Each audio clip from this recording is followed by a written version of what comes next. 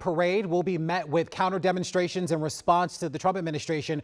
Organizers from the group Refuse Fascism say that they feel more emboldened to march because of President Trump and what he said this week, that protesters would be met with, quote, very big force. Rafael Sanchez-Cruz spoke with them outside of the White House.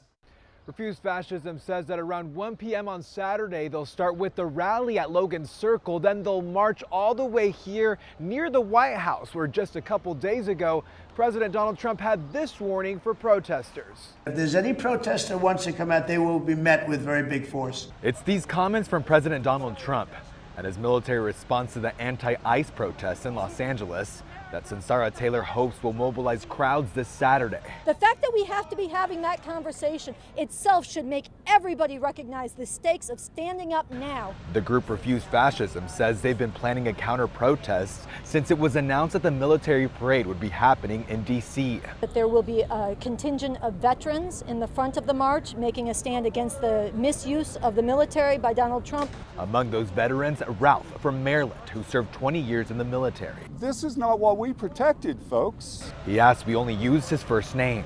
I feel an obligation to the Constitution of the United States. I swore to that Constitution over 5 times in my career, and I cannot turn a blind eye to the Constitution of the United States. The White House has followed up since the president's warning to protesters. The president absolutely supports peaceful protests. He supports the First Amendment. He supports the right of Americans to make their voices heard. Our protest is permitted.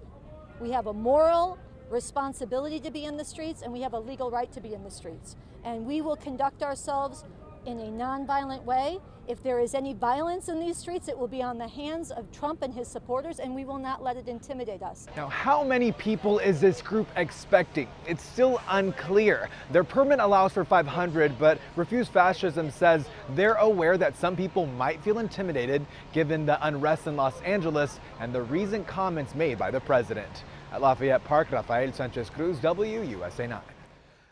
Don't forget, WUSA 9 is your home for coverage of this weekend's parade. We'll be streaming it live on WUSA 9 Plus. Our coverage begins at 6 o'clock Saturday night. The parade kicks off at 6:30. Download Plus on your TV and, of course, watch it for free.